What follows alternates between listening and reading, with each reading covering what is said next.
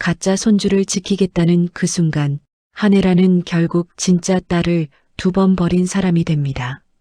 건양가를 살리겠다는 이름으로 가짜 임신 서류에 도장을 찍고 철문 앞에 두고 돌아섰던 아이를 또 한 번 밀어내죠. 건양가 첫 손주를 택한 엄마와 차정원이 맞닥뜨리는 그 밤. 지금부터 함께 보시죠. 건양가 서재 문이 조용히 열렸습니다. 한혜라는 안으로 들어서다 발을 멈췄습니다. 벽 한가운데 자신을 닮은 초상화가 걸려 있었습니다. 차정원이 그려준 그림이었습니다. 처음 이 그림을 받았을 때 혜라는 그저 실력 좋은 며느리가 보여준 호의 정도로만 생각했습니다. 하지만 지금 다시 보니 그 안에 담긴 시선이 달리 보였습니다. 완벽한 메이크업, 어울리는 미소. 그러나 눈동자 깊은 곳에는 두려움과 외로움이 희미하게 섞여 있었습니다. 혜라는 한 걸음 다가가 액자 테두리를 만져보았습니다. 벽에서 살짝 떼어볼까 하다가 잠시 망설인 끝에 다시 제자리로 밀어붙였습니다. 괜한 생각하지 말자. 혼잣말이 새어나왔습니다. 초상화 속 여자는 여전히 완벽해 보였습니다. 마치 지금까지 혜라가 쌓아 올린 인생처럼요. 그때 휴대폰이 울렸습니다. 공란숙의 메시지가 화면에 떠 있었습니다. 축하드려요, 부회장님. 기사 반응 좋습니다. 내일 저녁쯤 집안에서라도 손주 축하 자리 한번 여시죠? 이제 세상도 알았으니까 집안에서도 공식 손주로 인정해 주셔야죠. 혜라는 화면을 내려다본 채 한동안 가만히 서 있었습니다. 임신 기사, 리마인드 웨딩 사진, 쏟아지는 축하 댓글들. 모든 것이 이미 너무 멀리 가버린 것 같았습니다. 가짜 손주를 안고 진짜 딸을 놓칠 것인지 그 선택의 순간이 벽에 걸린 초상화만큼이나 선명하게 다가오고 있었습니다. 그 시각 정원은 자신의 방에서 휴대폰으로 뉴스를 천천히 넘겨보고 있었습니다.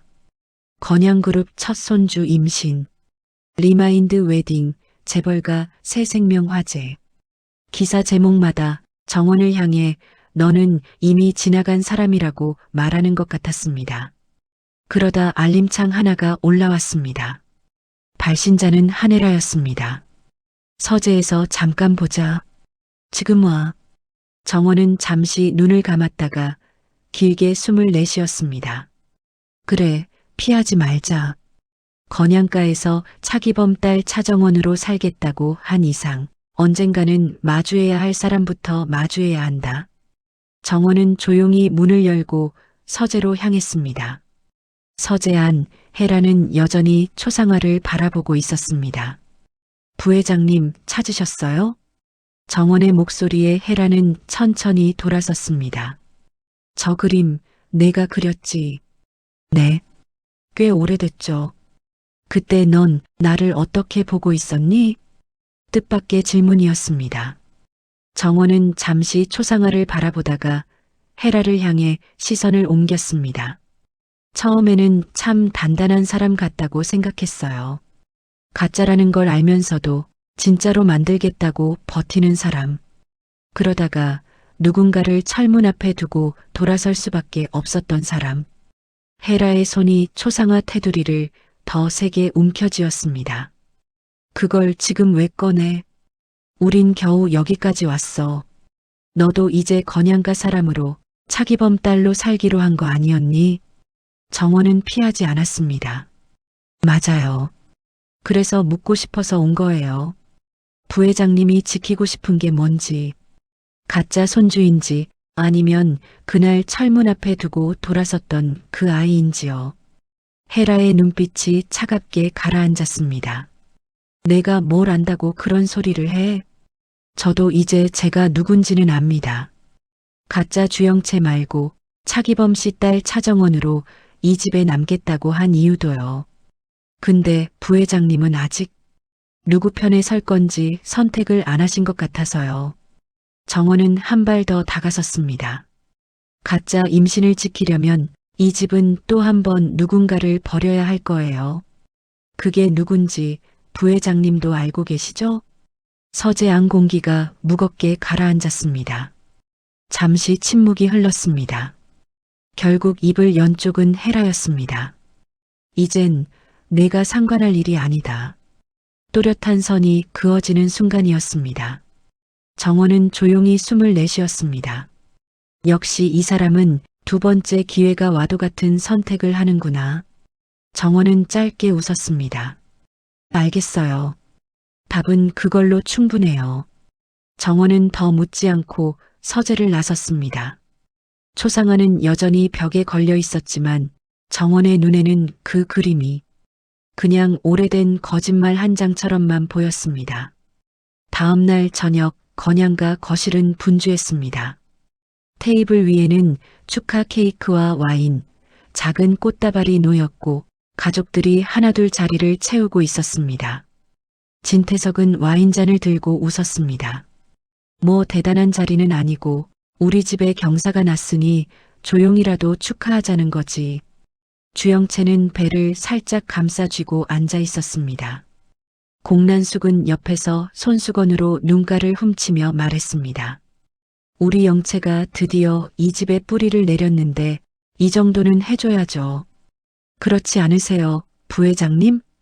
헤라는 억지 웃음을 지으며 고개를 끄덕였습니다. 그래요. 이제 공식적인 손주니까. 그 순간 계단에서 발소리가 들렸습니다. 모두가 동시에 고개를 들었습니다. 정원이 차분한 옷차림으로 내려오고 있었습니다. 진세훈의 눈이 가장 먼저 커졌습니다. 정원? 공란숙의 표정이 굳었습니다. 여길 왜?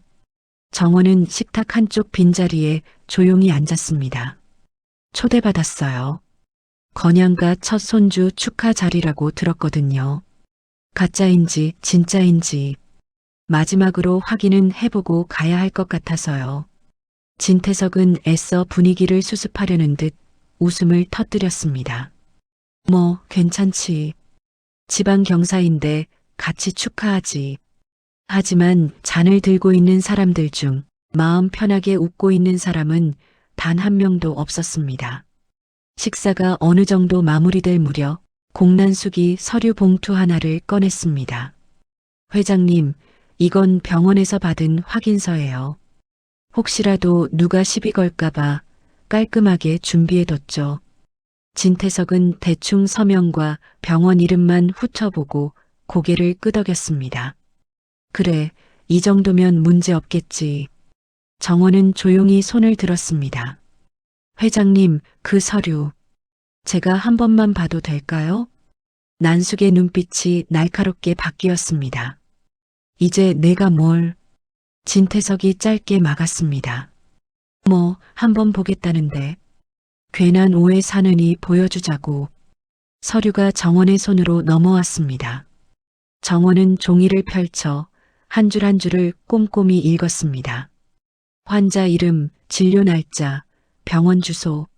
머릿속에서 영채의 스케줄과 하나씩 맞춰봤습니다. 그리고 조용히 결론을 내렸습니다.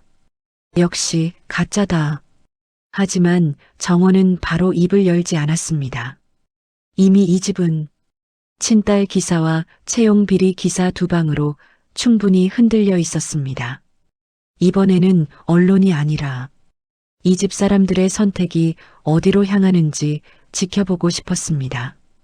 정원은 서류를 덮고 진태석에게 돌려주며 미소를 지었습니다. 정말 꼼꼼하게 준비하셨네요. 이 정도면 누가 봐도 흠잡을 데 없는 임신이겠어요. 공란숙은 안도의 한숨과 함께 웃음을 터뜨렸습니다. 그러게 말이에요. 이제 쓸데없는 억측하는 사람들 입도 막을 수 있겠죠. 하지만 정원의 눈빛은 서재 쪽을 향해 짧게 스쳐갔습니다. 언제든 이 판을 뒤집을 수 있는 카드 하나쯤은 내 손에도 있다는 걸 잊지 마요. 파티가 끝나고 사람들이 흩어지자 정원은 조용히 서재로 올라갔습니다. 헤라의 초상화 앞에 섰습니다. 처음 이 그림 그릴 때는 조금은 달라질 수 있을 거라고 생각했던 것 같아요. 정원은 스스로에게 말하듯 중얼거리며 액자를 벽에서 천천히 떼어들었습니다. 그 순간 문이 열리고 헤라가 서재 안으로 들어왔습니다. 뭐 하는 거야? 정원은 뒤돌아서서 그림을 보여주었습니다. 가져가려고요. 이 집 벽에는 부회장님 얼굴을 그대로 걸어두고 싶어 하지는 않는 것 같아서요. 여긴 내 집이야. 그래서요. 이 벽엔 회장님 부인 한혜라만 있으면 되죠. 철문 앞에 아이 하나 두고 돌아선 사람의 뒷모습까지 계속 걸어둘 필요는 없잖아요. 헤라는 말문이 막혔습니다.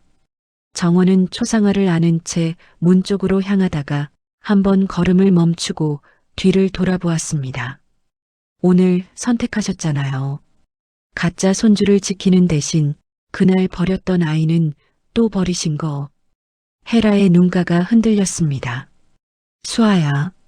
정원은 고개를 저었습니다. 그 이름으로 부르지 마세요. 그 애는 그날 철문 앞에 두고 오셨잖아요. 정원은 잠시 숨을 골랐습니다. 이제 저는 차정원으로 살 거예요. 누군가의 딸로 인정받으려고 매달리는 사람이 아니라 버려졌다는 이유로 무너지는 사람도 아니라 그냥 제 이름 하나 지키면서요. 그 말을 남기고 정원은 서재를 나섰습니다. 헤라는 텅 빈 벽을 바라보다가 두 손으로 입을 틀어막았습니다. 붙잡고 싶었습니다. 하지만 이미 너무 많은 순간에 잘못된 선택을 해왔다는 걸 누구보다 잘 알고 있는 사람도 헤라 자신이었습니다. 복도 끝에서 주하늘이 그 모습을 지켜보고 있었습니다. 이제 진짜 끝까지 가보겠다는 눈빛이네. 서재 안에서 새어나오는 숨죽인 울음소리를 들으며 하늘은 정원을 향해 조용히 마음을 굳혔습니다. 그래, 이번엔 내 편에 서줄게. 가짜 손주와 가짜 임신이 만들어낸 이 집의 거짓말, 우린 끝까지 파고들 거야. 정원은 집 앞 철문을 나서며 휴대폰을 꺼내 짧은 메시지를 남겼습니다. 초상화는 제가 가져갈게요. 그날 철문 앞에 버려진 아이도 오늘 이 집에서 한 번 더 버려졌으니까요. 전송 버튼을 누른 뒤 정원은 깊게 숨을 들이켰습니다. 이제 더 이상 누군가를 엄마라고 부르지 않아도 자기 이름 하나로 설 준비를 끝낸 사람의 표정이었습니다. 오늘의 이야기는 여기까지입니다. 친밀한 리플리 다음 전개가 더 궁금하시다면 드라마 여백과 함께 예상 줄거리 계속 들어보실 수 있도록 구독과 좋아요, 알림 설정도 부탁드립니다.